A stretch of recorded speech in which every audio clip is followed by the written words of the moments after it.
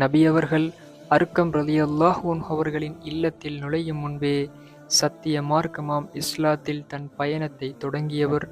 மக்காவிலிருந்து அபிசீனியா வரை தியாகத்தின் பாதையில் கடல் கடந்த ஒரு முஹாஜிரா. அந்த சத்திய சஹாபி பெண்மணி யார் என்று உங்களுக்கு தெரியுமா? அவருடைய பேர்தான் ரம்லா பின்த் அபி அவுஃப் ரலியல்லாஹு அன்ஹா. இவர்கள் மக்கா நகரில் குறைஷி குலத்தில் பனு ஜஹம் கலையில் அபு அவுஃப் பின் ஜுபைரா சர்மா பின்த் அல் ஹாரிஸ் எனும் தம்பதியினருக்கு அன்பு மகளாக பிறந்தார்கள்.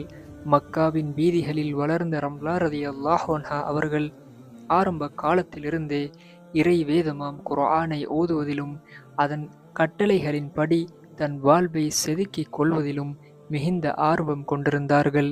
இஸ்லாத்தின் அழைப்பு மக்காவின் சந்துகளில் மெல்லமாக ஒலிக்கத் துவங்கிய போதே சூழ்நிலைகள் எவ்வளவு பாதகமாக இருந்த போதிலும் சத்தியத்தை மனமுவந்து முன்வந்து ஏற்றுக்கொண்ட வீர மங்கையர்களில் இவரும் ஒருவராக திகழ்ந்தார்கள். சில காலங்களில் பனு ஜுஹ்ரா கிளையைச் சேர்ந்த அல் முத்தலிப் பின் அஸ்ஹர் ரலியல்லாஹு அன்ஹு அவர்களை மனம் முடித்து ஈமானிய வாழ்வை உறுதியுடன் தொடர்ந்தார்கள். மக்காவில் ஆரம்ப கால முஸ்லிம்கள் சந்தித்த அந்த பெரும் நெருக்கடியில் தன் ஈமானை காப்பதற்காக தனது பூர்வீக மண்ணை துறக்கத் துணிந்தார்கள். இரண்டாவது ஹிஜ்ரத் குழுவில் ஒருவராக செங்கடலை கடந்து அபிசீனியா நோக்கி புறப்பட்டார்கள். அந்நிய தேசத்தின் தியாக வேளையில் இந்த தம்பதிகளுக்கு அப்துல்லாஹ் பின் முத்தலிப், முஹம்மத் பின் முத்தலிப் எனும் குழந்தைகள் பிறந்தன. ஆனால் குழந்தைகள் பிறந்த சில வருடங்களில் ரம்லா ரலியல்லாஹு அன்ஹா அவர்களுக்கு ஒரு பெரும் சோதனை காத்திருந்தது.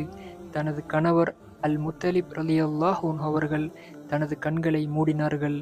ஈமானை பாதுகாக்க கடல் கடந்த மங்கை ரம்லா ரலியல்லாஹு அன்ஹா அவர்கள் 2 குழந்தைகளுடன் ஒரு அந்நிய தேசத்தில் தனித்து விடப்பட்டார்கள். சில காலங்களில் துஃபைல் பின் அஸ்ஹர் ரலியல்லாஹு அன்ஹு அவர்களை மனம் முடித்து தனது வாழ்வை தொடர்ந்த ரம்லா ரலியல்லாஹு அன்ஹா அவர்கள் எந்த சூழலிலும் நபி அவர்களின் போதனைகளிலிருந்து சற்றும் விலகவில்லை. அபிசீனியாவின் போராட்டங்களுக்கு பிறகு இறுதியாக நபி அவர்களின் நகரமான மதீனாவுக்கு ஹிஜ்ரத் செய்து வந்தார்கள்.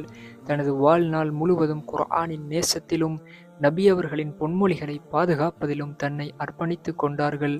இவர்களது தியாக பயணம் மதீனா நகரிலேயே அமைதியாக முடிவுக்கு வந்தது. இதுதான் ஈமானுக்காக கடல் கடந்த, குர்ஆனை தன் உயிருடன் கலந்த தியாகத்தின் தாய் ரம்லா பின்த் அபி அவுஃப் ரலியல்லாஹு அன்ஹா அவர்களின் வாழ்க்கை சுருக்கம். அஸ்ஸலாமு அலைக்கும் வரஹ்மத்துல்லாஹி வபரகாத்துஹு.